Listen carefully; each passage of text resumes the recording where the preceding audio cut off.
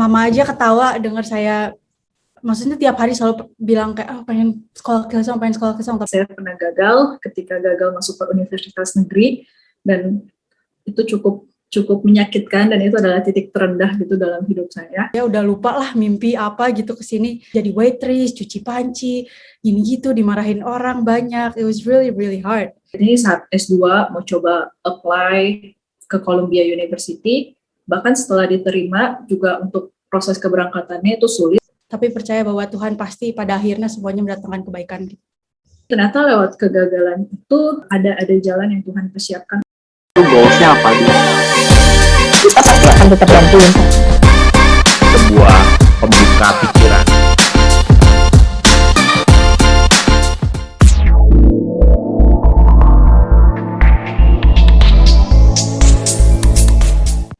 Oke, selamat pagi semuanya. Selamat pagi juga ada Ibu Christina, Kimberly, Novia, dan Esther yang sudah bergabung di sini. Saya mau mengucapkan terima kasih banyak untuk Bapak, Ibu, Saudara, Saudari, dan teman-teman semua yang hadir pada pagi hari ini dan menonton acara webinar series Smak Trimulya episode pertama dengan judul Tips Jitu Dapat Beasiswa dan Masuk Universitas Favorit. Nah, webinar kali ini adalah episode pertama, berarti nanti akan ada episode keduanya ya, ditunggu ya semuanya. Nah, tadi sebelum kita menyapa semuanya yang hadir pada pagi hari ini, sudah nonton ya cuplikan video trailer ya, video intro dari Novia dan Esther tentang apa saja sih yang mereka lakukan dan siapakah mereka, bikin makin penasaran kan? Kita akan perkenalan dan kita akan makin tahu lagi tentang Novia dan Esther. Tapi sebelumnya, saya mau memperkenalkan diri dulu. Saya Amanda, saya adalah guru BK di Smak Trimulya. Di sini ada hadir juga Ibu Christina dan Kimberly. Ibu Christina boleh memperkenalkan diri, silakan. Hello everyone, kenalkan saya Ibu Christina Diwayani.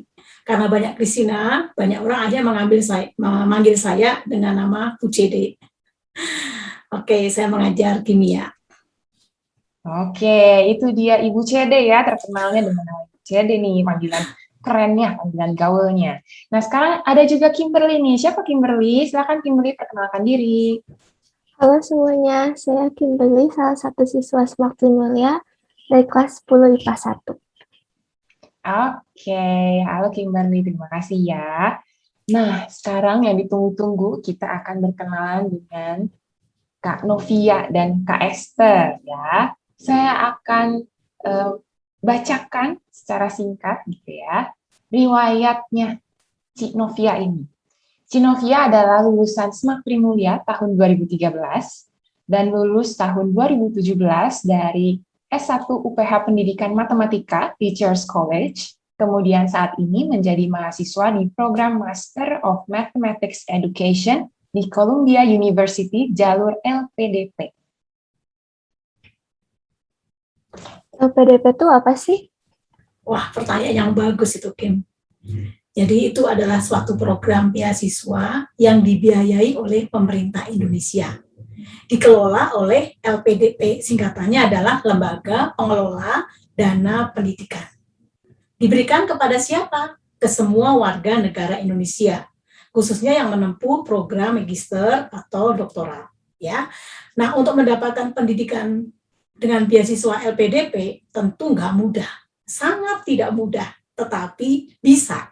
Nah, Cik Novia ini alumni Trimulya yang sudah mendapatkan beasiswa LPDP di Columbia. Keren ya? Keren banget ya. Oke, terima kasih Bu Christina buat penjelasannya. Wah, jadi tahu ya LPDP susah banget dapetinnya, tapi kita semua bisa termotivasi buat mendapatkannya ya, karena Cik Novia di sini udah berhasil mendapatkannya. Oke, sekarang saya mau bacain riwayat dari Cik Esther. Chester ini adalah lulusan Semak Trimulya tahun 2013 dan lulus tahun 2016 dari Hillsong International Leadership College di Worship Music Ministry, lalu lanjut ke Alpha Crucis College dan lulus pertengahan 2018 with Bachelor of Theology. Saat ini menjadi music composer atau music studio engineer di Hillsong Music Australia. Di weekendnya dia main piano dan mungkin kerjasama dengan timnya tentunya ya. Sebagai musisi dulu, Chester jurusan SMA-nya apa ya? IPA atau IPS? Wah, saya jadi inget nih ya, 10 tahun yang lalu, si Esther itu masuk SMA Trimulya dengan nilai yang top banget, ya, nilai yang sangat bagus. Tetapi dorongan dan keinginan yang kuat untuk mewujudkan mimpinya, Esther itu mau kuliah di Hillsong International Leadership College, maka dia memilih jurusan IPS. Ya, tentu pasti banyak pertimbangan. Nah, untuk lebih jelasnya, nanti kita akan tanyakan langsung kepada Ci Esther ya, biar Ci Esther yang menjelaskan. Oke, sekian dulu intip-intip dari riwayatnya Cici Novia dan Ci Esther ya. Yuk kita sapa Ci Novia dan Ci Esther. Halo. Halo Novia, Esther. Hi everyone. Halo. Oke, kita langsung ke bagian talk show-nya ya.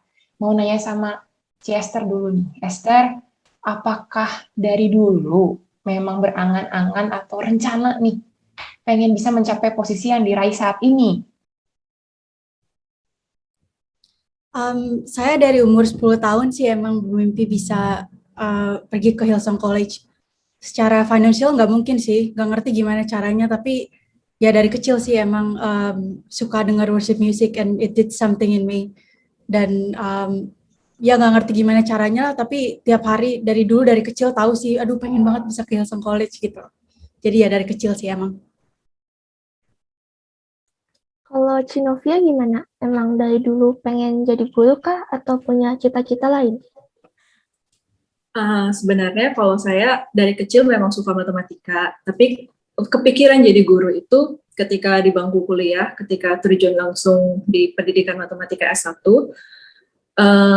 di situ baru saya menemukan panggilan jadi guru dan punya keinginan untuk mengajar matematika dengan menyenangkan, lebih baik, membuat murid-murid suka matematika. Itu menemukan panggilannya waktu kuliah S1, bukan dari kecil. Nah, Novia mungkin bisa sharingkan nih, bagaimana proses mengawali ketika kuliah di UPH College. Dulu kuliah di UPH itu karena apa ya?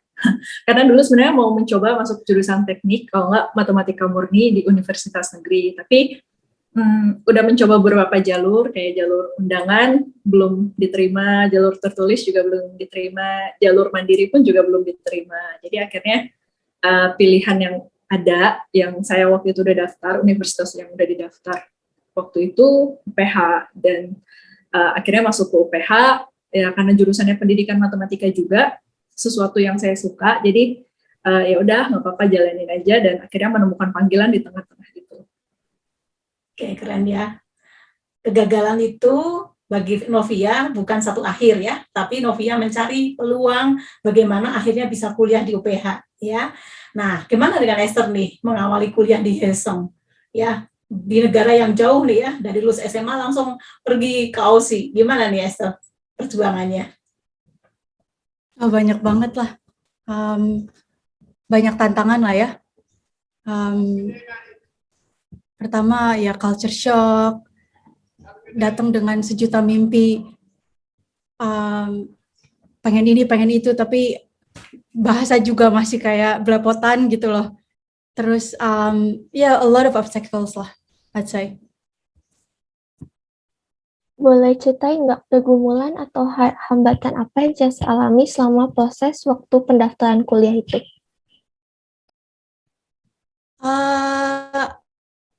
Mainly financial sih kalau buat saya ya, karena kan dari awal nggak mungkin gitu loh.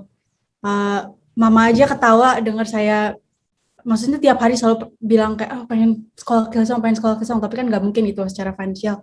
Dan mentally juga orang-orang sekitar apa ya, agak meragukan lah gitu, bener nggak mau pergi gitu loh. Dan sementara banyak teman-teman udah daftar ke universitas-universitas dan banyak banget pilihannya gitu loh. Saya mikir, oh apa S1 dulu di bidang lain gitu di sini di Indonesia waktu itu. Ya mainly financial sih, tapi akhirnya karena harus urus-urus ini itu dulu dan secara financial kita benar-benar it was impossible lah ya. Jadi saya harus nunggu 6 bulan untuk ngurus-ngurus dulu dan untuk ngumpulin sampai duitnya ada gitu, dan puji Tuhan yang bukain jalan sampai akhirnya bisa semuanya keurusin gitu loh, daftar dan lain-lain. Itu sih, tapi mainly financial. Kalau Cinovia gimana? Pergumulan apa yang Cinovia alami waktu mau masuk pendaftaran kuliah?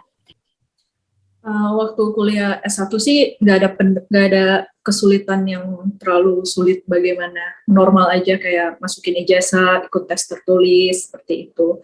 Tapi yang agak sulit ini saat S2 mau coba apply ke Columbia University, bahkan setelah diterima juga untuk proses keberangkatannya itu sulit karena seharusnya saya berangkat itu Agustus 2020, tapi itu kan lagi masa pandemi COVID, dan itu Embassy US di Indonesia tutup dari April sampai Desember, dan itu membuat semua mahasiswa Indonesia, pelajar dari Indonesia, mau yang mahasiswa yang master ataupun doctoral student, bahkan yang undergraduate juga, nggak bisa berangkat ke US. Jadi selama periode 2020 itu semua mahasiswa yang mau ke US nggak bisa sama sekali. Nah, itu kesulitan yang dialami karena pandemi COVID, terus juga karena itu membuat peraturan dari LPDP berubah-ubah, dan itu sempat membuat bingung juga, membuat kita yang mau berangkat ini gimana ya, berangkat nggak, atau ditahan nggak, boleh nggak sama pemerintah Indonya, terus di US-nya juga gimana, bisa masuk nggak, seperti itu. Tapi akhirnya saya memutuskan untuk defer ke summer ini, Mei kemarin 2021, dan akhirnya bisa berangkat. Oke. Nah, tadi udah sempat dibahas tentang LPDP juga ya, beasiswa gitu ya. Nah, boleh tahu nggak Novia, beasiswa apa aja sih rincinya gitu yang di cover apa aja sih selama Novia menjalani jenjang perkuliahan nih?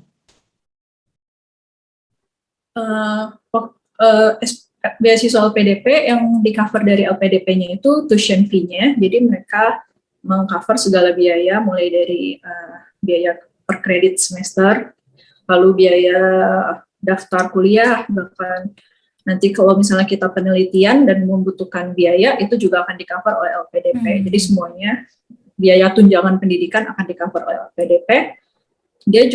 LPDP juga memberikan biaya living allowance, jadi tunjangan hidup untuk mahasiswanya. Jadi yang diberikan itu berupa uang sejumlah sekian, dan kita bebas mengatur berapa untuk makan, berapa untuk tempat tinggal, kayak gitu. Ada lebihnya ya, bisa ditabung. Cukup. Ya, Esther, boleh nggak diceritain bagaimana perjalanan kehidupan Esther meraih mimpi dari saat kuliah di Hillsong tuh sampai bisa kerja di Hillsong-nya? Silakan, Esther. Wah, panjang banget ya perjuangannya. Dari mimpi dari umur 10 tahun, terus nyampe sini dengan sejuta mimpi. Pertama, culture shock sih ya. Terus juga, even kayak physically juga secara cuaca, secara everything lah, I was really shocked lah gitu ya. Saya gagap selama sekitar 6 bulan lah, nggak bisa, karena bener-bener culture shock banget gitu loh. Kayak, well, you can translate languages, but you can't translate cultures gitu. It was so different. Dan ya jujur agak terintimidasi ya sama orang-orang dari luar negeri gitu loh, karena banyak banget gitu orang-orang yang orang bule, well, I'd say like Americans for example, mereka berani gitu loh, berani berani ngomong dan punya ide-ide yang besar gitu loh. Sementara kita orang Asia kan lebih stereotipnya lebih quiet dan you know what I mean. Jadi waktu awal-awal bener-bener challenging banget gitu loh. Sementara ya seperti yang saya kasih tahu tadi, sementara orang Asia lebih suka ngedengerin dibanding ngomong gitu loh. Tapi it was very challenging dan intimidating ya. Dan sering banget pengen pulang setiap 6 bulan.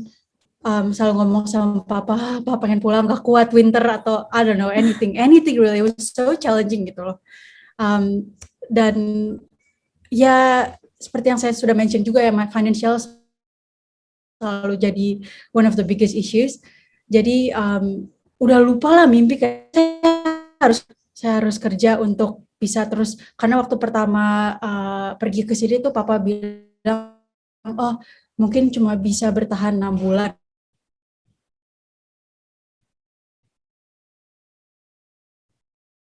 Sebagai waitress,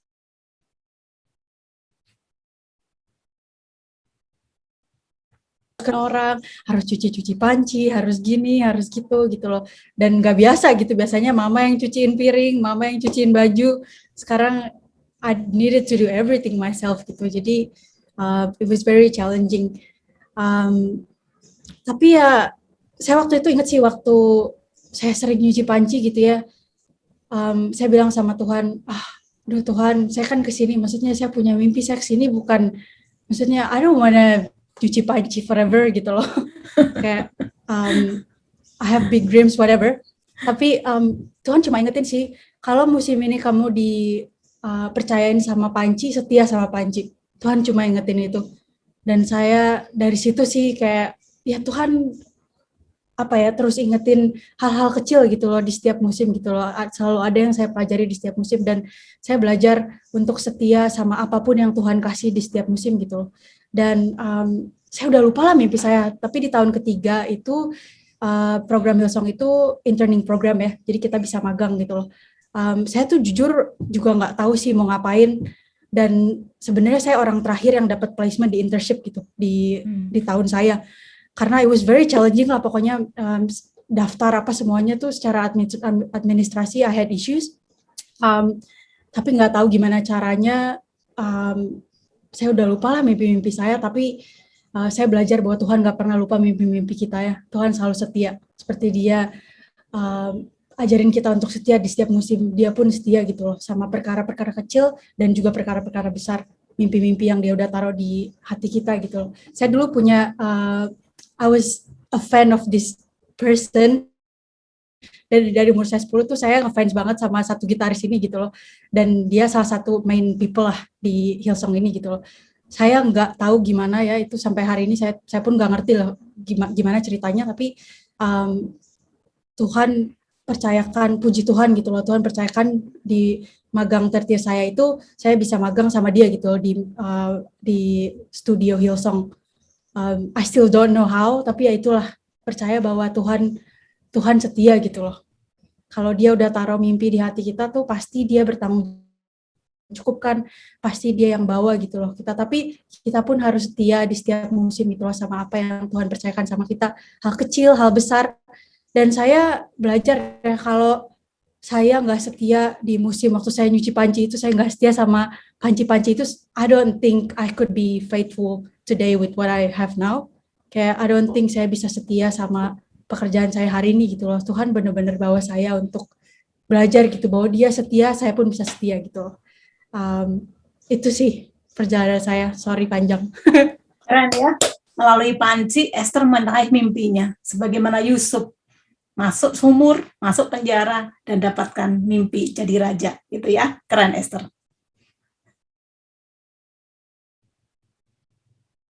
Kalau Cinovia nih, boleh ceritain nggak sih waktu mau dapat beasiswa tuh apa aja syarat-syarat yang harus dipenuhin?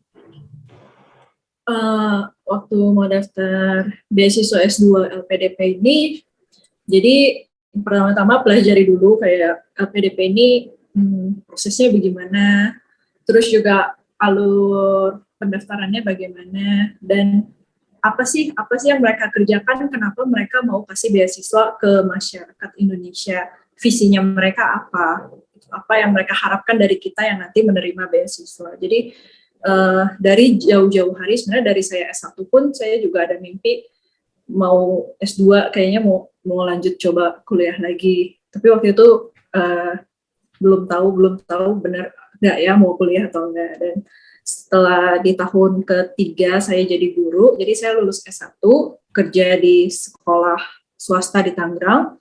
Di tahun ketiga itu tahun terakhir kontrak saya, karena dulu saya S1-nya kan juga beasiswa dari UPH, tapi dengan resiprokasi. Jadi ketika saya lulus dari UPH, saya harus ditempatkan di sekolah di bawah Yayasan Pendidikan Pelita Harapan dan bekerja di situ sesuai kontrak dengan gaji yang dipotong untuk bayar kuliah waktu S1 kemarin. Nah, jadi waktu tahun ketiga bekerja itu udah mulai mikir kayaknya mau kuliah lagi deh. Nah, di situ udah mulai cari-cari tentang APDP, apa itu APDP, proses pendaftarannya bagaimana, dan mereka ada 3 proses kayak tes administrasi. Tes administrasi ini tuh mirip seperti kalau misalnya orang-orang mau daftar CPNS, berkasnya banyak banget, dari yang akte lahir, kartu keluarga, terus ijazah SD, SMP, SMA itu harus lengkap semua, jadi repot gitu ya. Tes administrasi, puji Tuhan lulus, lalu tes tertulis. Oh ya, di tes administrasi ini juga kita harus masukin tes TOEFL kita. Jadi kalau misalnya tujuan kita adalah beasiswa ke luar negeri, kita harus masukin tes TOEFL kita. Dan waktu itu saya bekerja sebagai guru dengan gaji yang dipotong buat bayar pendidikan S1. Itu ya cukup lah untuk persiapan TOEFL, karena tes TOEFL sendiri kan udah mahal ya. Waktu zaman saya itu sekitar $205 atau sekitar 3 juta lebih. Nah, itu baru biaya tesnya dan belum biaya persiapannya. Nah, rata-rata orang-orang itu ngambil tes persiapan TOEFL jauh-jauh hari. Sedangkan saya waktu itu udah 3 bulan sebelum pendaftaran LPDP dibuka baru kepikiran, oh ya kayaknya mau daftar LPDP, tapi butuh TOEFL dalam waktu 3 bulan. Dan ternyata kalau kita ambil kelas persiapan TOEFL yang dalam 3 bulan, itu lebih mahal lagi karena intensif dan cepat kan. Jadi biayanya tuh bisa 3 kali lipat daripada tes TOEFL itu sendiri. Jadi biaya persiapan tes TOEFL-nya itu juga cukup besar untuk saya yang waktu itu bekerja sebagai seorang guru. Jadi saya untuk persiapan TOEFL-nya benar-benar mengandalkan yang gratisan kayak YouTube, terus beli buku, belajar sendiri, kayak gitu. Nah, itu untuk tes administrasi. Lalu untuk tes tertulis, kita sama kayak CPNS, kayak kalau misalnya orang-orang pernah, kalau kalian tahu tentang CPNS, itu ada tentang matematika, logika, sama bahasa, kayak gitu. Nah, jadi itu mirip-mirip tesnya, dan kita ada kayak nilai tertentu yang harus dilewati, kayak ada passing grade-nya.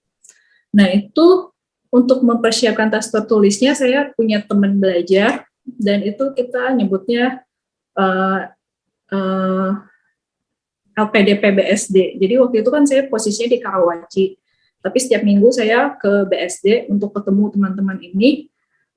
BSD Karawaci itu seperti apa ya? Seperti Cimahi Bandung kali ya, Cimahi Bandung, beda kota gitu. Jadi ketemu teman-teman ini untuk belajar sama mereka, dan saya di situ ketemu orang-orang yang sama, mereka juga berjuang untuk mimpinya. Ada yang mau ke Inggris, ada yang mau ke Jerman, ada yang mau ke mana Belgia, dan saya ketemu orang yang mau S3, berarti dia udah master kan. Jadi ketemu orang-orang yang lebih hebat lah istilahnya, dan di situ saya benar-benar bagaimana bisa menempatkan diri dengan mereka, bagaimana bisa belajar bersama mereka yang mereka pintar kok, gitu. Tapi kenapa mereka mau bergabung di dalam grup? Karena memang ketika kita belajar dalam grup itu bisa lebih cepat, lebih baik gitu hasilnya juga. Dan itu bersyukur dengan grup belajar BSD itu yang setiap minggu kita 4 minggu sebelum tes tertulis kita latihan. Terus juga waktu tes wawancara kita juga masih ketemu untuk saling wawancara, gimana untuk persiapan wawancaranya tuh, ada yang jadi pewawancara, ada yang ditanyai gitu. Jadi di situ juga masih berjuang, dan akhirnya udah sesudah tes wawancara keterima, baru sesudah itu saya daftar ke Universitas Columbia-nya. Sebenarnya pilihan pertama saya Hong Kong University, tapi karena pandemi COVID, program Mathematics Education di Hong Kong University itu nggak buka, ditutup atau kenapa nggak ngerti, pokoknya nggak buka. Akhirnya saya ke pilihan kedua ke Columbia gitu. Dan itu juga sama berjuang, bikin esainya, mendaftar kuliah ke luar negeri itu rumit lah ya. Banyak administrasi-administrasi yang saya nggak tahu gitu sebelumnya, dan ya itu akhirnya bisa selesai juga sih. Ya, kalau kita lihat itu sebenarnya selesai kontrak ngajar ya, rasanya saya pernah ketemu Novia tuh. Jadi Esther tahu nggak, Novia ini sebenarnya ketika lulus dari UPH, nyelesain 3 tahun kerja kontrak untuk membayar, karena dia dapat beasiswa full itu dengan bekerja, dia udah mulai mau masuk ngajar di Trimulya, dan udah keterima loh. Jadi udah mau bergabung dengan Trimulya menjadi guru matematika sebenarnya. Tapi sebenarnya segimanapun juga, yang namanya mimpi itu ya, tetap kita mau berbelok kemanapun itu, Tuhan itu jelas, arahnya jelas. Ya, Novia bisa cerita ini, gimana ketika Novia udah sempat mau berjuang mengajar di Trimulya?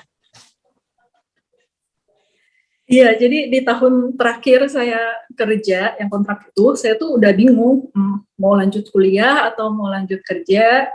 Kalaupun lanjut kerjanya di mana? Saya apply di beberapa sekolah, di lembaga-lembaga les gitu juga apply jadi guru matematika, dan sempat ke Trimulya juga dan emang langsung diterima.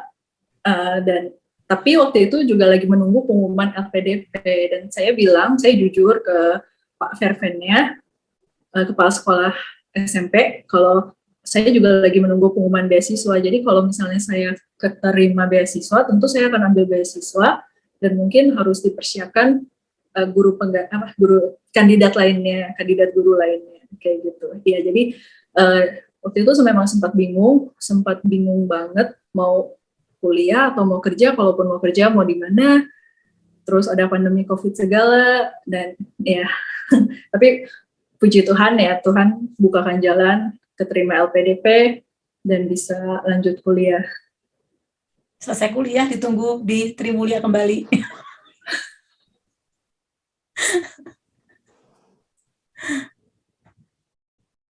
Oke, Esther dan Novia, saya jadi merasa ada di 10 tahun yang lalu saat masih bersama di SMA Trimulya nih. Ya, bolehkah ceritakan bagaimana pengalaman yang berkesan ketika menjalani proses pendidikan di SMA Kristen Trimulya? Boleh Esther duluan gitu ya? Oke, silahkan Esther. Menurut saya Trimulya punya lingkungan yang sangat positif ya, karena secara seperti yang Bu Christine udah bilang tadi, secara akademis juga saya nggak ngerasa nggak terlalu dipush gimana gitu loh, harus kayak bagus semua secara akademis atau gimana. Saya ngerasa saya bisa explore banyak hobi, dan dulu saya seru banget basket sama Cika, dan ngeband juga, ikutan ini, ikutan itu, tapi tetap masih bisa fokus gitu sama, I wanna go to Hillsong College, saya pengen fokus di sini, tapi bisa explore banyak lah, dan ya menurut saya it's not too much pressure gitu loh secara akademis, dan asik sih ya menurut saya, it was really fun, good times. Jadi akademis berkembang, kemudian non-akademisnya berkembang, apalagi dari musik ya. Saya ingat banget Esther tuh bagaimana pagi-pagi selalu membawakan dengan piano, ngiringi ibadah ya, devotion dulu ya, gitu ya. Itu dari ingatlah masa-masa di mana anak-anak Trimulya itu bisa mengembangkan dirinya dari hal-hal yang kecil yang tidak pernah difikirkan, dan sekarang Esther benar-benar pegang piano, tetapi bukan di SMA Trimulya, tapi di Hillsong College ya, keren banget ya. Kalau Novia gimana nih? Saya setuju sama pendapatnya Esther, kalau lingkungan Trimulya itu sangat positif. Jadi saya kan dari SMP yang di luar Trimulya, begitu masuk Trimulya saya merasakan kayak guru-gurunya perhatian dengan siswa-siswanya, mereka juga berusaha mengenal siswa-siswanya, itu satu hal yang baik.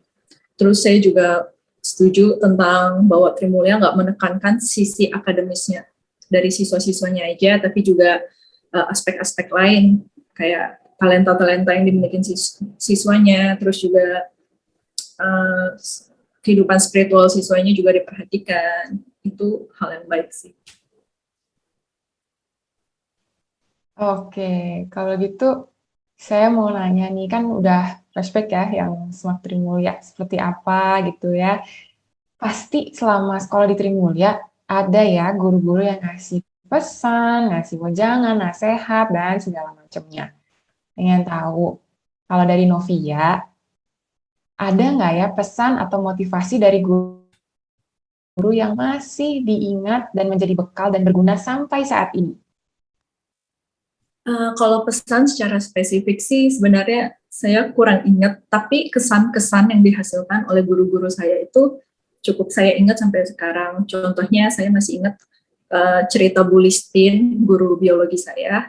Bu Listin itu kalau saya sebut kayak seperti seorang pendoa yang dia cerita, oh saya mendoakan kamu, saya mendoakan murid-murid ini, saya mendoakan kepala sekolah, beliau mendoakan banyak orang. Terus saya juga uh, banyak belajar juga dari Bu Christina tentang kerja keras, disiplin, melakukan apa yang kita kerjakan itu dengan sungguh-sungguh, dengan maksimal gitu. Jadi lebih ke kesan-kesan yang dihasilkan oleh guru-guru itu yang saya ingat sampai sekarang. Wah, soal saya jadi Bu Christina, bangga banget nih. Anaknya ternyata ingat sampai sekarang ya pesan-pesannya. Kasih. Keren, keren. Kalau Esther, ingat nggak pesan atau motivasi dari guru waktu di SMA? Siapa dan apa nih yang diingat pesan? Saya sih keinget dulu Bu Ketut selalu encourage kita untuk bangga jadi orang Indonesia dan nggak melupakan Indonesia. Banyak nilai-nilai yang saya sangat bersyukur saya pelajari sebagai warga negara Indonesia. Dan ya saya I don't think I'd be here today kalau nggak karena nilai-nilai yang saya pelajari gitu loh. Banyak maksudnya jadi orang Asia sometimes it could be challenging overseas karena kita quiet dan kita lebih observing instead of bravely speaking out loud gitu loh. Tapi banyak nilai-nilai yang saya bersyukur banget saya belajar dulu waktu saya growing up gitu loh. Dan ya saya akan selalu bangga jadi warga negara Indonesia ya. Itu sih yang saya selalu ingat waktu dulu Bu Ketut bilang, jangan pernah lupa ya kamu orang Indonesia. Itu kembali ke Bandung ya, Esther. Esther, boleh nggak nih bagi tipsnya? Gimana sih cara masuk ke universitas yang Chester pengen banget dari dulu? Thank you, Kim. Mungkin ini lebih life tips in general. Pertama, percaya kalau Tuhan udah kasih mimpi, walaupun ada kendala, kalau Tuhan udah panggil, pasti Dia yang bertanggung jawab dan akan mengerjakan dan akan menyelesaikan apa yang Dia sudah mulai. Yang kedua, saya belajar jadi orang Asia berbeda dari yang lainnya, tapi terus stay true to yourself. Work on what's inside of you. Always be who you are. Karakter, knowledge, experience tuh kita bawa kemana-mana gitu. Tapi kalau misalnya status or I don't know whatever, kayak itu bisa it comes and goes, you know. Jadi kayak terus jadi diri kita selalu lah pokoknya gitu loh. Saya bangga jadi orang Indonesia dan orang Asia karena kekuatan kita ya bukan di ngomong banyak tapi di mendengarkan banyak gitu. Or I don't know, just be who you are. Dan tips selanjutnya be faithful with what God has given you in this season gitu. Saya tadi udah ceritakan setia sama, kalau musim ini dikasih panci setia sama itu, kalau musim ini dikasih, saya belajar setiap musim tuh Tuhan pasti kasih hal-hal yang Dia percayakan gitu loh di musim itu, dan setia aja sama itu loh, setia aja setiap, it's day by day gitu loh, musim demi musim. Dan yang terakhir, keep on hoping. Seperti yang sudah saya ceritakan tadi, rasanya nggak mungkin gitu loh secara financial, even bisa pergi ke luar negeri ya untuk saya. Tapi saya belajar tantangan terberat itu bukan ketika kita nggak punya uang, bukan ketika kita kekurangan materi, bukan ketika kita kehilangan status, tapi saya belajar bahwa tantangan terbesar adalah ketika kita kehilangan harapan. Karena itu ya tetaplah berharap dalam Tuhan. Ada ayat yang selalu jadi rema hidup saya di Mazmur. It says, orang-orang yang menabur dengan mencucurkan air mata akan menuai dengan bersorak-sorai. Orang-orang yang berjalan maju dengan menangis sambil menabur benih pasti pulang dengan sorak-sorai sambil membawa berkas-berkasnya. Jadi ya, marilah kita percaya bahwa Tuhan yang setia bukan hanya akan memulai hal yang baik, untuk kita, tapi dia akan terus menuntun, membimbing, dia akan mencukupkan dan mengakhirinya dengan baik juga. Itu aja sih dari saya. Kalau Cinovia gimana nih? Ada tips juga kah? Ya, sorry itu ada noise di belakang. NYC emang berisik kotanya, setiap 24 jam juga ada berisik. Kalau dari saya mungkin ini ya, kita harus tahu apa yang menjadi talenta kita explore diri kita, apa yang menjadi bakat kamu, apa yang menjadi kemampuan kamu, dan apa yang kamu sukai. Kadang yang kamu sukai belum tentu kamu bertalenta di situ, dan kadang yang kamu punya talenta di situ mungkin kamu nggak terlalu suka, tapi ketahuilah seiring kamu menjadi dewasa, lebih tahu lagi tentang diri kamu, apa yang ada di dalam diri kamu, apa yang kira-kira Tuhan beri, Tuhan panggil kamu untuk menjadi seseorang, itu kamu kerjakan. Terus setelah kamu tahu talenta kamu, mungkin kamu tahu juga tujuannya. Dengan talenta kamu itu, kamu mau mengerjakan apa, kamu mau berbuat apa untuk orang banyak, untuk orang-orang di sekitar kamu, dan juga untuk melayani Tuhan, bagaimana kamu bisa memuliakan nama Tuhan lewat talenta kamu. Itu kamu pikirkan juga dari sekarang, supaya nanti tidak salah langkah, tidak salah ambil jurusan ketika kuliah. Kayak gitu. Lalu yang ketiga, tentang kegagalan, karena ini pengalaman saya sendiri, saya pernah gagal ketika gagal masuk ke universitas negeri, dan itu cukup menyakitkan, dan itu adalah titik terendah gitu dalam hidup saya. Tapi ternyata lewat kegagalan itu, waktu itu saya nggak ngerti gitu, Tuhan mau bawa hidup saya kemana ya dengan bakat yang cuma bisa matematika. Tapi ternyata ada jalan yang Tuhan persiapkan untuk umatnya, untuk orang-orangnya, supaya kita bisa melayani dia di sini, di dunia ini. Gitu. Jadi nggak apa-apa ketika kamu gagal, tetap kerjakan yang bisa kamu kerjakan, dan tetap setia. Mungkin sekarang kamu nggak ngerti apa yang lagi kita kerjakan, apa kegagalan ini tuh kenapa, kayaknya semuanya sulit. Tapi rencana Tuhan itu pasti selalu indah kok.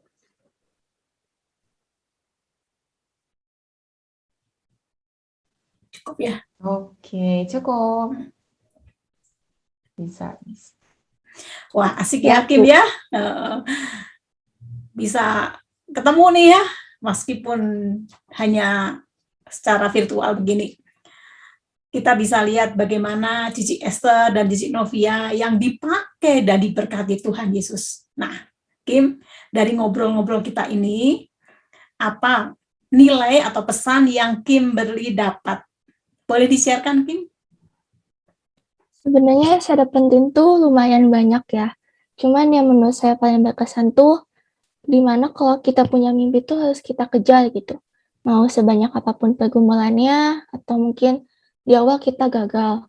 Tapi kedepannya pasti Tuhan siapkan dengan kita berdoa terus dan minta pimpinan dari Tuhan. Amin. Kita udah punya contoh yang baik ya, Novia dengan Esther ya. Oke.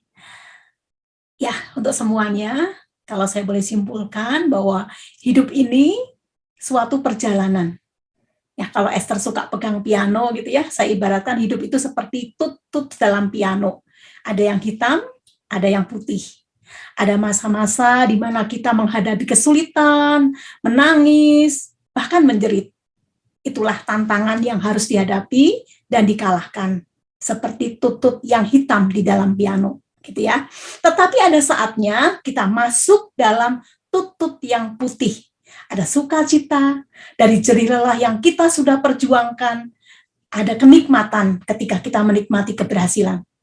Itulah warna-warni kehidupan. Jadi hidup itu harus diperjuangkan dan tetap menyadari. Yang penting ya, tetap menyadari bahwa tanpa Tuhan Yesus, tanpa Tuhan, kita tidak dapat menghadapi semuanya.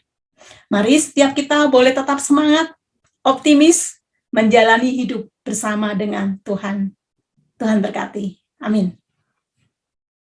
Oke, terima kasih banyak Kimberly, Bu Christina untuk rangkumannya ya. Nilai-nilai yang didapat kita banyak sekali hari ini. Kita benar-benar terinspirasi banget sama cerita sharing dari Novia dan Esther. Nah, sebelum kita mengakhiri nih semuanya, saya mau bilang terima kasih banyak buat Novia dan Esther ya. Terima kasih banyak udah meluangkan waktunya ini di luar negeri loh. Waktunya jamnya beda berarti ya. Yang satu pagi, yang satu malam ya. Terima kasih banyak buat kesediaannya. Nah, selanjutnya saya mau mengumumkan ada beberapa pengumuman untuk Bapak, Ibu, dan teman-teman semua yang menonton acara hari ini. Nanti di bulan September akan ada EduFair. Dan kalau untuk info lengkapnya, tanggalnya, jamnya, dan sebagainya, dan berapa banyak, biasanya banyak nih ya, universitas yang join di EduFair kami.